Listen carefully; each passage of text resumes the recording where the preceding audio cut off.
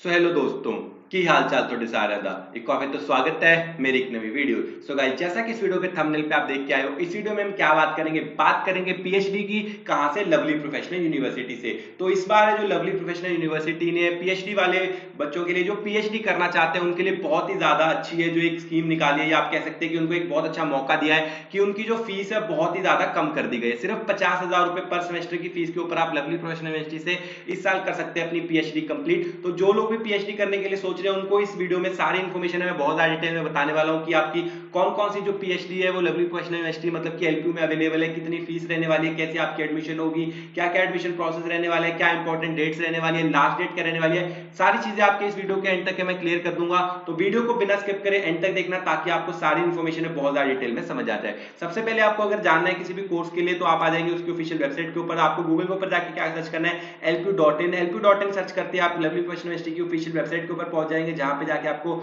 Admission के ऊपर click करना है। एडमिशन के ऊपर क्लिक करते हैं आप यहाँ पे आ जाएंगे डॉक्टर प्रोग्राम्स के ऊपर क्लिक करेंगे। जैसे आप डॉक्टर प्रोग्राम्स के ऊपर क्लिक करेंगे तो आप पीएचडी वाले पेज पे पहुंच जाएंगे, जहां पे आपको लवली प्रोफेशनल यूनिवर्सिटी से पीएचडी के बारे में सारी इंफॉर्मेशन है जो काफी ज्यादा डिटेल में बता दी जाएगी। तो सबसे पहले हम बात करते हैं कि जो एलपीयू में एडमिशन प्रोसेस क्या रहने वाला है, कैसे आपकी एडमिशन होगी, ठीक है, कौन सा आपको एग्जाम देना पड़ेगा और कैसे आपकी एडमिशन होगी। तो एलपीयू में अगर आप करना चाहते हैं तो पीएचडी, तो सारी पीएचडीज वगैरह जितनी भी डॉक्टर प्रोग्राम है वो सारे के सारे एलपीयू में आपको देखने को मिल जाते हैं। एलपीयू की बात करें तो जलंधर पंजाब में लवली प्रोफेशनल यूनिवर्सिटी देखने को मिल जाती है। 600 एकड़ का बड़ा कैंपस है, बहुत ही बड़ी प्राइवेट यूनिवर्सिटी और बहुत ही पुरानी यूनिवर्सिटी है, जिनके पास बहुत ही बड़ी बड़ी रैंकिंग्स है। रैंकिंग्स वगैरह आप देखना चाहते हो तो यहाँ पेज पे आके इनकी रैंकिंग्स वगैरह देख सकते हैं। इनका नाम बहुत अच्छा है, बहुत पुराना है, तो मैं यहाँ रैंकिंग्स के बारे में बात करके जो थोड़ा सा टाइम है वो नहीं वीडियो को लंबी करूंगा, इसलिए यहाँ पे हम डायरेक्टली जो पूरी पीएचडी के बारे में सिर्फ फोकस्ड बात करने वाले हैं। तो अगर आप यहाँ पे करना चाहते हैं डॉक्टर प्रोग्राम, सबसे पहले आपको देना पड़ता है एलपीयूनेश का एग्जाम।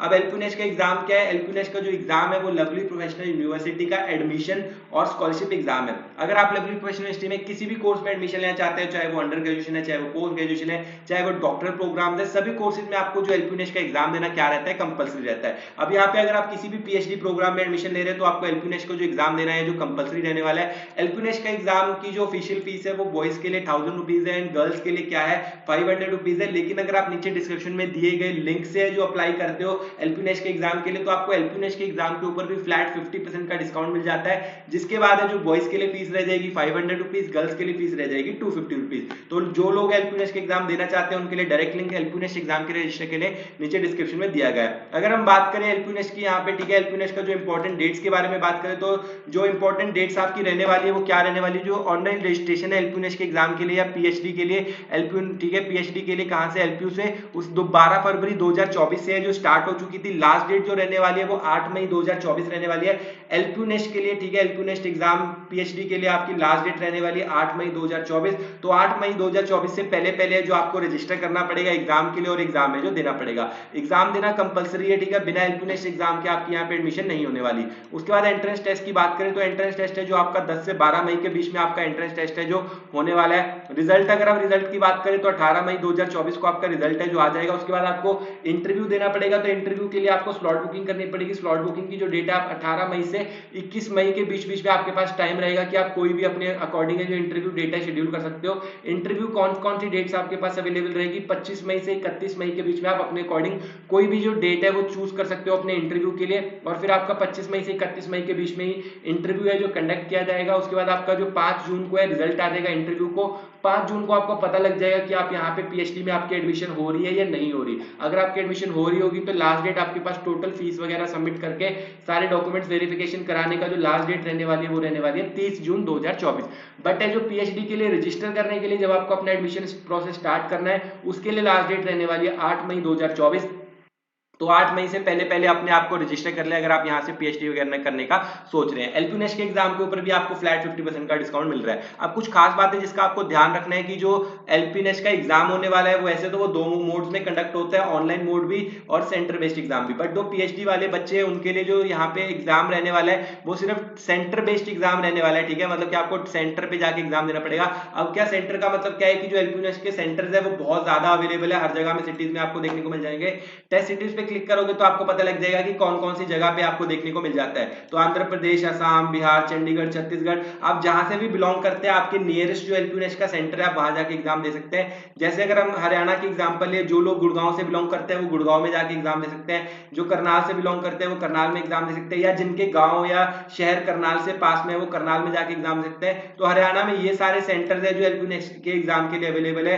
असम में बात करें तो गुवाहाटी में अवेलेबल है, बिहार में मुजफ्फरनगर में, चंडीगढ़ में, रायपुर में, ठीक है, दिल्ली में, उसके बाद जम्मू कश्मीर, श्रीनगर, जमशेदपुर, रांची, तो सभी जगह पे है जो यहाँ पे एलपीयूनिवर्सिटी के सेंटर्स अवेलेबल है, जहां भी जाके आपको एग्जाम देना है अपने नियरेस्ट सेंटर पे जाके आपको सेंटर बेस्ड एग्जाम है जो एलपीयूनिवर्सिटी के लिए देना पड़ेगा। उसके बाद है, ठीक है, जो सभी कैंडिडेट्स को यहाँ पे रिक्वेस्ट है कि लास्ट डेट तक मतलब 8 मई तक की वेट ना करें, जितना जल्दी हो सके अपने आपको एलपीयूनिवर्सिटी के एग्जाम के लिए रजिस्टर कर, अपनी स्लॉट बुकिंग करके एग्जाम के लिए रजिस्टर कर ले, ठीक है। उसके बाद है जो कोई भी सेपरेट अनाउंसमेंट है जो नहीं की जाएगी, ठीक है, किसी भी बच्चे के लिए कि ये लास्ट डेट है या कुछ भी है, और जो अगर यहाँ पे सीट्स वगैरह बचेंगी तो जो ये डेट है लास्ट वाली इसको 2, 4 या 5 दिन के लिए एक्सटेंड कर दिया जाएगा। बट अगर यहाँ पे सीट्स वगैरह नहीं बचती हैं तो 8 मई 2024 को पीएचडी की जो एडमिशन है वो क्लोज कर दी जाएंगी, ठीक है। ये कुछ थी इंपॉर्टेंट लास्ट डेट। उसके बाद है जो आपको एंट्रेंस टेस्ट देना है, ठीक है, वो कैसे देना है, कब देना है, उसके लिए एलिजिबिलिटी क्राइटेरिया क्या रहने वाली है, आप रजिस्टर कर भी सकते हो या नहीं कर सकते हो, उसके लिए आपको यहाँ पे चले जाना है। एलिजिबिलिटी क्राइटेरिया की बात करें कि जो लोग भी यहाँ पीएचडी में एडमिशन लेना चाहते हैं उनके लिए जो एलिजिबिलिटी क्राइटेरिया बताने वाला हूँ, स्पेशल बात भी बताने वाला हूँ। जो पिछले साल है यूजीसी ने एक नया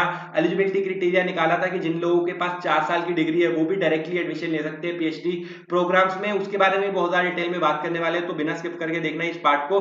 एलिजिबिलिटी क्राइटेरिया है जो सबसे इंपॉर्टेंट पार्ट है आपका इसके लिए, ठीक है।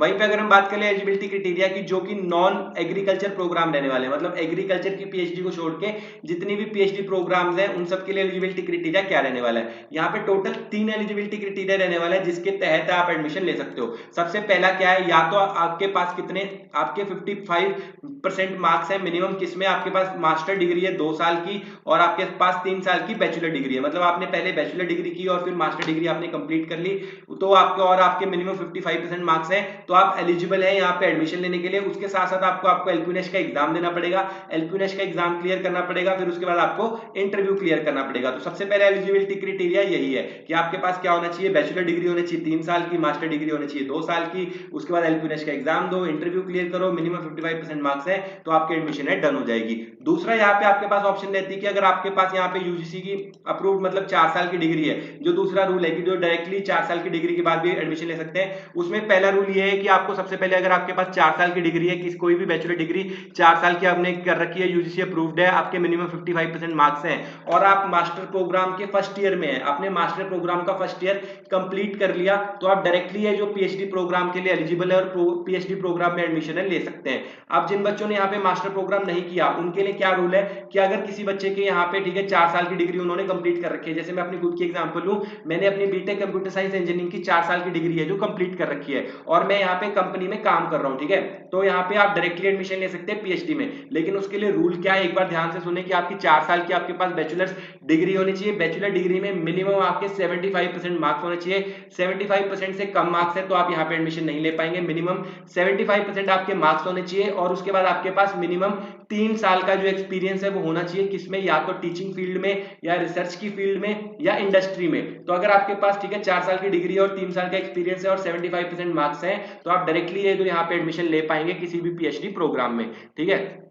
उसके बाद है जो 5% रिलैक्सेशन दी जाती है जो कि लोअर कास्ट है, एसटी, एससी, ओबीसी या जो कि इकोनॉमिकली वीकर सेक्शंस है, इनको है जो 5% की रिलैक्सेशन है एडमिशन में दे दी जाती है। मतलब अगर 75% है जैसे यहाँ पे, तो बाकी ये वाले जो लोग हैं इनको 70% तक के जो एडमिशन है मिल जाएगी। एक बात का खास ध्यान रखें कि जो 75% मार्क्स है, अगर आपका यूनिवर्सिटी कॉलेज जो आपकी बैचलर डिग्री है उस पर लिखा होगा कि जो आपकी सीजीपीए है वो 9.5 के अकॉर्डिंग कैलकुलेट होती है, तो और आपकी जो परसेंटेज है, अगर आपकी सीजीपीए 7.5 है और आपकी जो कॉलेज है या यूनिवर्सिटी है वो उसको 9.5 से मल्टीप्लाई करता है उसको परसेंटेज में कन्वर्ट करने के लिए, तो आप एलिजिबल नहीं रहेंगे एडमिशन लेने के लिए। तो इस बात का खास ध्यान रखें कि आपकी जो यूनिवर्सिटी कॉलेज है उसका जो पॉइंटर है वो 10 होना चाहिए परसेंटेज में कन्वर्ट करने के लिए, जो कि आपकी डिग्री के ऊपर मेंशन्ड होता है, उसको आप देख सकते हैं। तो आपको मिनिमम 75% मार्क्स चाहिए ही चाहिए अगर आपको एडमिशन लेनी है डायरेक्टली 4 साल के कोर्स के बाद। तो उसके बाद है जो कुछ इंपॉर्टेंट चीजें ठीक है आपको ध्यान रखनी है वो यही है कि आपको ठीक है जो इंजीनियरिंग वाले बच्चे हैं वो सिर्फ वही इंजीनियरिंग प्रोग्राम्स में एडमिशन ले सकते हैं पीएचडी के, मतलब जिन्होंने जैसे मैंने बीटेक कंप्यूटर साइंस इंजीनियरिंग कर रखी है तो मैं ही है जो पीएचडी इंजीनियरिंग के प्रोग्राम में एडमिशन ले सकता हूँ। जैसे कि एग्जांपल लो, जैसे कि जिसने एमटेक और एमई कर रखी है वही सिर्फ है पीएचडी कंप्यूटर साइंस इंजीनियरिंग में एडमिशन ले सकते हैं। जिन्होंने एमसीए एमएससी ठीक है कर रखी है वो लोग है जो किस में एडमिशन ले सकते हैं, सिर्फ पीएचडी कंप्यूटर एप्लीकेशन, वो इंजीनियरिंग प्रोग्राम में एडमिशन नहीं ले सकते।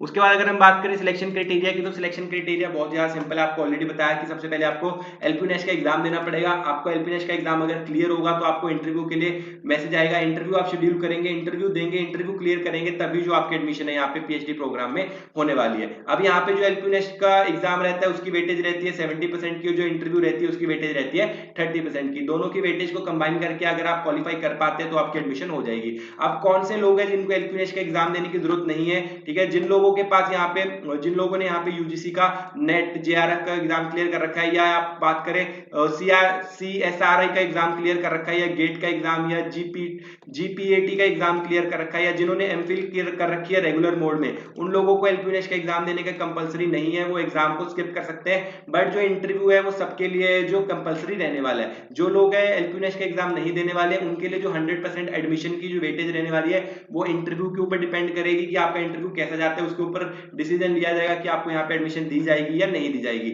जो बच्चे एग्जाम दे रहे हैं उनकी जो 70% वेटेज है वो एंट्रेंस एग्जाम के ऊपर डिपेंड है, 30% वेटेज उनकी किसके ऊपर डिपेंड है, इंटरव्यू के ऊपर डिपेंड है। उसके बाद जो एग्रीकल्चर प्रोग्राम है उसकी बात करें तो एग्रीकल्चर प्रोग्राम में अगर एलिजिबिलिटी क्राइटेरिया बात करें कि जो मास्टर प्रोग्राम में आपको मिनिमम 65% मार्क्स चाहिए अगर आप एडमिशन लेना चाहते हैं यहाँ पे एग्रीकल्चर पीएचडी प्रोग्राम में, तो आपको आपकी डिग्री में मिनिमम 65% मार्क्स चाहिए। जो लोअर कास्ट है जैसे कि एसटी ओबीसी, इन सब लोगों को है जो 5% की रिलेक्शन दे दी जाती है, जिसके बाद इनकी एडमिशन 60% के बेसिस के ऊपर भी हो जाएगी। ठीक है, उसके बाद बात करें हम यहाँ पे सिलेक्शन क्राइटेरिया की, तो सिलेक्शन क्राइटेरिया मैंने आपको ऑलरेडी बता दिया कि आपको एलपीनेश का एग्जाम देना पड़ेगा, फिर आपको इंटरव्यू देना पड़ेगा।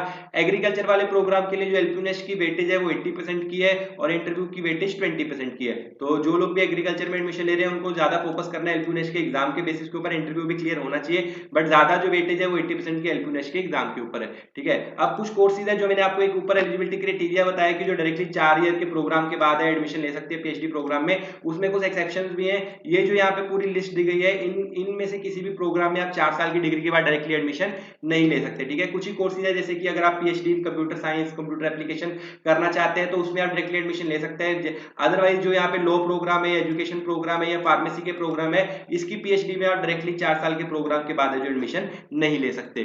ठीक है, ये बात भी आपको क्लियर हो गई। अब आपको एक बात और बता दूं कि आप अगर पीएचडी करते हैं तो उसका आपको बेनिफिट क्या मिल रहा है। पीएचडी करने का बेनिफिट आपको ये मिल रहा है कि अगर आप एलपीयू से पीएचडी कंप्लीट कर लेते हो और आपको किसी रिक्रूटमेंट प्रोसेस में अगर आपको असिस्टेंट प्रोफेसर या टीचर बनना है कहीं पे, तो आपको जो नेट का एग्जाम है वो देने की जरूरत नहीं है, डायरेक्टली आप अपनी पीएचडी डिग्री के थ्रू ही रिक्रूटमेंट प्रोसेस के लिए एलिजिबल रहेंगे। तो ये आपको बेनिफिट मिल जाता है अगर आप यहाँ से पीएचडी डिग्री करते हैं। रिसर्च हाईलाइट्स यहाँ पे दे सकते हैं कि किन बच्चों ने क्या क्या रिसर्च कर रखी है, कितने पेटेंट्स है जो आज तक फाइल हुए हैं, उन सब की सारी इन्फॉर्मेशन आपको यहाँ मिल जाएगी। इनके डायरेक्ट लिंक्स वगैरह नीचे मैं डिस्क्रिप्शन में डाल दूंगा। अब बात होती है कि आपके एडमिशन हो गए, इंटरव्यू क्लियर हो गया, आपका एडमिशन प्रोसेस स्टार्ट हो चुका है। अब आपके एडमिशन होने के बाद आपको है ना जो एडमिशन के लिए क्या करना पड़ेगा, जो अगस्त 2024 के इंटेक के लिए उनको कोर्स स्टार्ट होने से पहले, पीएचडी कैंडिडेटसी मिलने से पहले परमानेंट उनको कोर्स वर्क है जो कंप्लीट करना पड़ता है। ठीक है, कोर्स वर्क के अंदर टोटल 4 कोर्सेज रहते हैं जो आपको कंप्लीट करने पड़ते हैं। यहाँ पे जो कोर्स वर्क कंप्लीट करने के लिए आपके पास 3 ऑप्शन रहती है। क्या ऑप्शन रहती है, या तो आपकी अगस्त से लेकर दिसंबर तक हर वीकेंड पे जो क्लास चलने वाली है, मतलब हर सैटरडे संडे को आपकी क्लास चलेगी अगस्त से लेकर दिसंबर तक।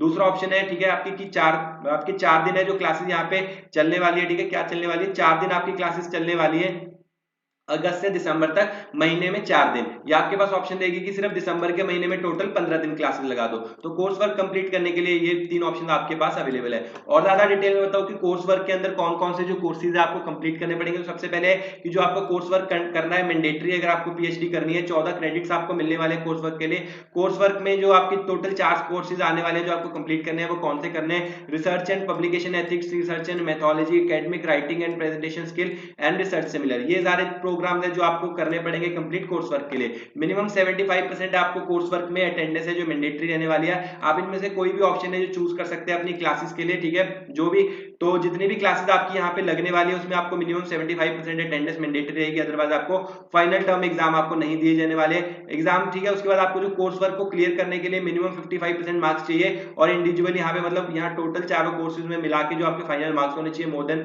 55% मार्क्स होने चाहिए और हर सब्जेक्ट में आपके हर कोर्स में आपके मिनिमम 40% मार्क्स है जो होने चाहिए, ठीक है। तो ये सारी चीजें जो आपको पता होनी चाहिए। एग्रीकल्चर कोर्स की बात करें तो एग्रीकल्चर कोर्स में जो आपका कोर्स वर्क चलने वाला है वो 3 सेमेस्टर तक चलने वाला है। 30 क्रेडिट्स का आपका रहेगा। कोर्स वर्क मैंडेटरी रहने वाला है। मिनिमम 75% की आपकी अटेंडेंस होनी चाहिए और कोर्स वर्क है जो एग्रीकल्चर का क्लियर करने के लिए मिनिमम आपको 65% मार्क्स या 6 सीजीपी आपकी होनी चाहिए और इंडिविजुअल कोर्स में आपकी मिनिमम 6 सीजीपी होनी चाहिए। तो ये सब बातों का आपको खास ध्यान रखना है। उसके बाद है कौन कौन सी पीएचडी है जो एलपीयू पे ऑफर की जाती है उसकी बात करें तो यहाँ पे एरोस्पेस इंजीनियरिंग है, एग्रोनॉमी है, पीएचडी आर्किटेक्चर है, आयुर्वेदिक है।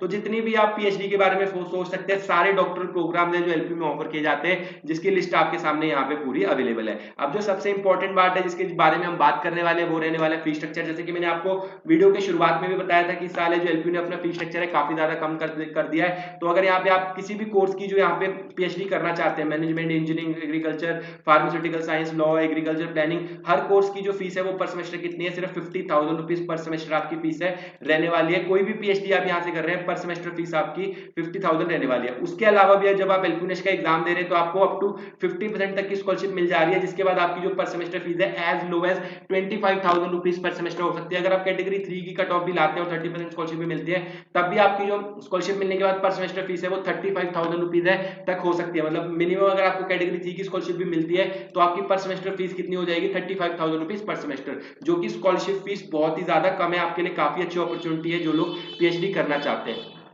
तो अगर आप एलपीयू का एग्जाम देते हैं, कैटेगरी 1 की स्कॉलरशिप में आते हैं आपको मिलती है 50% की स्कॉलरशिप, कैटेगरी 2 की स्कॉलरशिप में आते हैं आपको मिलती है 40% की स्कॉलरशिप, कैटेगरी 3 की कट ऑफ में आते हैं आपको मिलती है 30% की स्कॉलरशिप। उसके अलावा भी काफी सारी स्कॉलरशिप्स हैं जो एलपीयू में ऑफर की जाती है, जिनके बारे में आप नीचे डिटेल में डिस्कस कर सकते हैं या कमेंट्स वगैरह में पूछ सकते हैं। उसके अलावा अगर आपको कोई स्कॉलरशिप जाननी है तो ये थी पूरी इन्फॉर्मेशन, ठीक है। एलपीयू के रिगार्डिंग कहाँ से पीएचडी के रिगार्डिंग कहाँ से, लवली प्रोफेशनल यूनिवर्सिटी से। फिर भी अगर आपको कोई डाउट वगैरह है पीएचडी से रिलेटेड तो मुझे कमेंट्स वगैरह में पूछ सकते हो। आई होप आपको इस वीडियो से हेल्प मिली होगी। वीडियो पसंद आई तो वीडियो को लाइक कर देना, चैनल को सब्सक्राइब कर देना। मिलते हैं ऐसे अगली किसी वीडियो में, तब तक के लिए बाय बाय।